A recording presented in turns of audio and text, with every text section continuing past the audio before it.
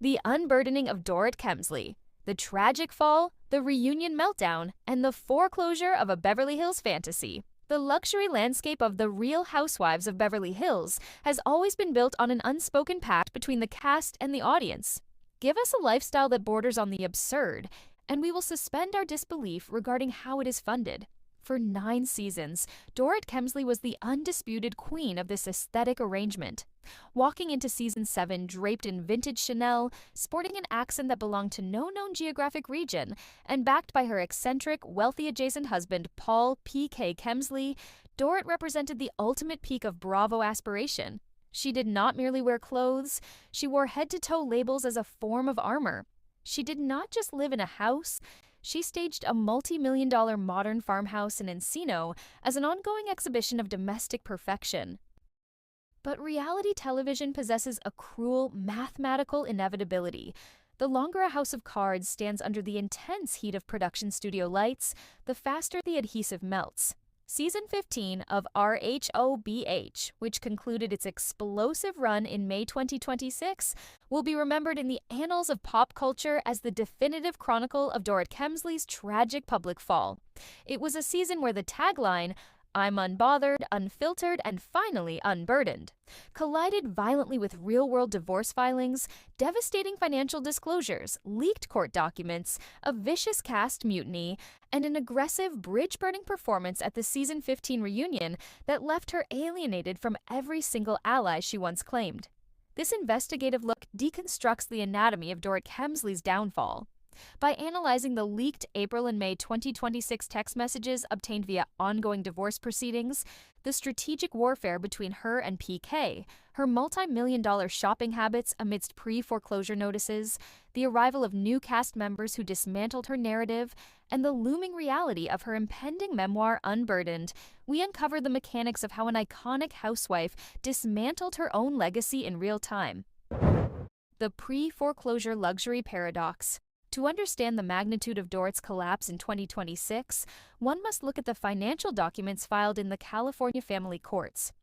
Reality TV relies on smoke and mirrors, but the court of law demands receipts. In May 2026, a series of bombshell legal filings by P.K. Kemsley sent shockwaves through the Bravo universe, exposing a profound, almost surreal disconnection between Dorit's public persona and her private financial reality. According to court documents first published by TMZ, the Kemsleys' iconic $6 million marital home is currently facing immediate foreclosure. The filings revealed that Dorit, who retained exclusive occupancy of the residence following their May 2024 separation and subsequent April 2025 formal divorce filing, had allegedly failed to make a single mortgage payment for an entire year. The paradox lies in what she was funding instead. While the bank prepared to seize the roof over her children's heads, PK's legal team conducted an extensive audit of Dorit's spending patterns over that exact same 12-month window. The results were staggering.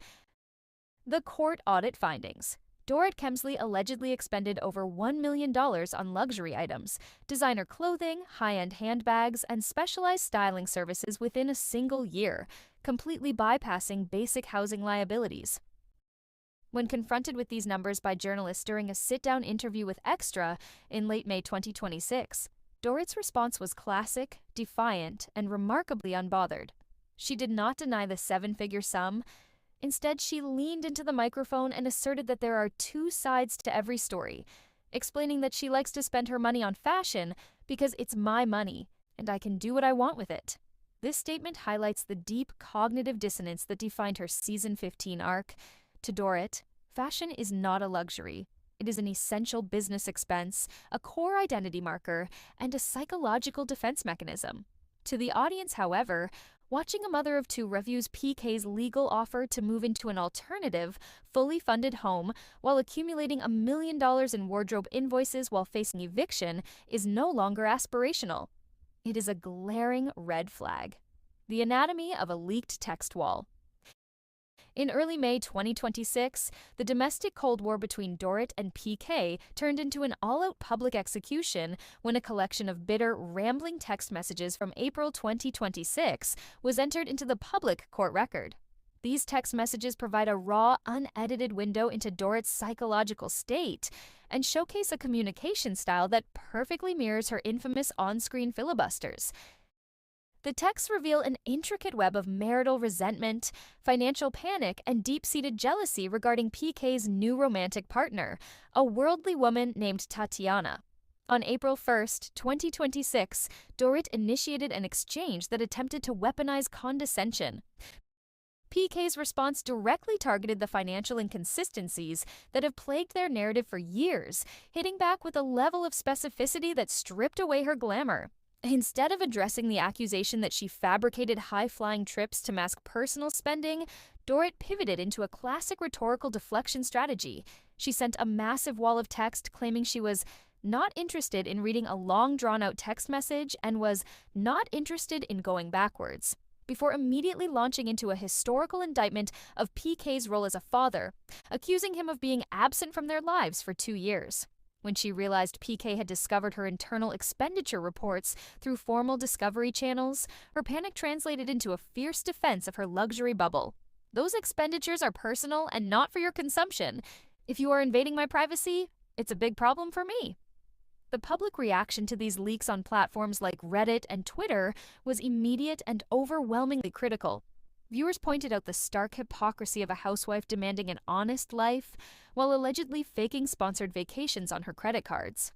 The text messages effectively broke the fourth wall of Dorit's life, exposing a grueling reality of pre-foreclosure anxieties, legal audits, and an escalating dependency on luxury goods to maintain an illusion of control.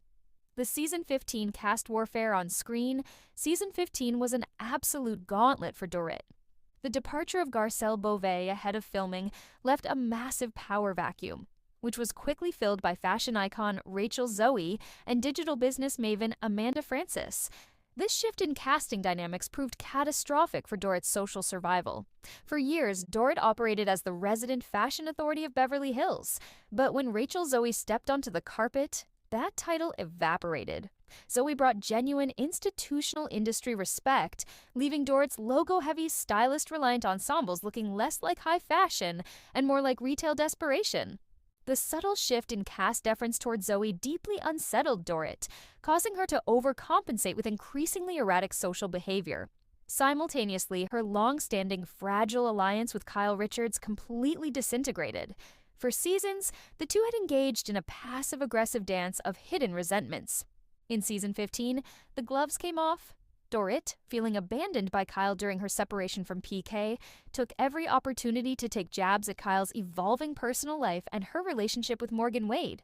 This culminated during Reunion Part 2, when Dorit dropped a calculated information bomb regarding Kyle and Morgan that insiders called one of the most satisfying yet destructive revenge moments in RHOBH history. While the moment was highly rated television, it cost Dorit her final remaining tether to the old guard of Beverly Hills. Kyle Richards is an institution on Bravo. To cross her completely is to sign your own exit papers. By the end of the regular season production cycle in September 2025, Dorit found herself isolated on an island of her own design, viewed by her castmates not as a friend, but as an unpredictable loose cannon fighting for a contract. The reunion meltdown, crossing the point of no return. If the regular season was a slow burn, the Season 15 reunion, which wrapped its multi-part broadcast on May 7, 2026, was an absolute inferno. Historically, housewife reunions are an opportunity for reflection, tactical apologies, and the securing of next season's contract through measured vulnerability. Dorit Kemsley chose a completely different strategy: total scorched earth warfare. From the moment Andy Cohen opened the floor, Dorit went on an aggressive offensive that stunned both the couch and the viewers at home. Rather than addressing her financial crises or her pending foreclosure with the humility that audiences usually reward, she chose to attack the integrity of everyone around her. The social climber accusation. In a move that immediately alienated fans, Dorit locked targets on Sutton Struck. During episode 21, she openly questioned Sutton's intentions throughout the season, labeling her a social climber and a weirdo.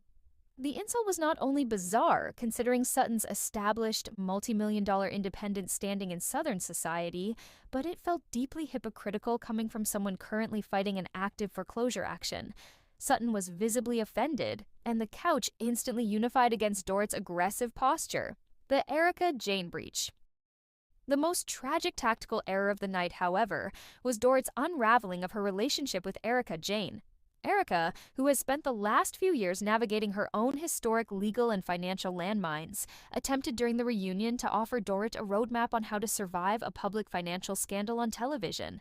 Instead of receiving the advice with grace, Dorit snapped, invalidating Erika's experiences and delivering a series of sharp verbal cuts that Erika later stated touched a deep nerve. By attacking Erika, a woman who understands the brutal machinery of the legal system better than anyone else on that stage, Dorit effectively closed the door on her last potential ally. Dorit's reunion performance was a masterclass in panic-driven television. It was obvious to everyone watching that she was operating under immense external pressure. The confidence was gone, replaced by a defensive, rapid-fire speech pattern that left no room for dialogue. She was fighting for her job, but in doing so, she made herself entirely unworkable for the future of the ensemble. The irony of Unburdened and the pause. The ultimate twist in this tragedy is one of timing. In August 2025, amidst the quiet chaos of her life, Dorit proudly announced her debut memoir, Unburdened, moving on, letting go, and putting it all on the table. The book is scheduled for global release on June 2nd, 2026. The promotional material for the memoir promises an inspiring story of a woman shedding the weight of the past, stepping out from the shadow of her husband, and embracing a life of total freedom and authentic independence. But as the calendar inches closer to June 2nd, the word unburdened has transformed from an inspirational mantra into a dark, comedic piece of dramatic irony. How can a public figure sell a narrative of total liberation when their current reality consists of an active $6 million housing foreclosure, leaked text messages detailing an intense obsession with an ex-husband's new lifestyle, a complete social eviction from the television network that created her celebrity? Industry insiders and Bravo executives, including legendary showrunner Alex Baskin, have dropped heavy hints that Dorit is facing a mandatory pause ahead of season 16 production. In the Bravo lexicon, a pause is rarely temporary. It is a polite corporate euphemism for a termination designed to let a housewife sort through her legal liabilities off camera without dragging the network into a courtroom. Dorit's upcoming book tour, which should have been a triumphant victory lap celebrating her evolution, now looks like it will serve as an awkward, defensive damage control campaign. She is a woman attempting to sell an instruction manual on how to let go of burdens, while carrying the heaviest financial and social debt of her entire career. The legacy of the faux diamond. Dorit Kemsley's season 15 trajectory is a foundational cautionary tale for the modern influencer age. It marks the definitive end of the look wealthy at all costs era of reality television. For nearly a decade, Dorit successfully convinced the world that a relentless parade of logos, an unidentifiable accent, and a highly curated lifestyle could substitute for foundational stability. But when the illusion broke, it broke completely.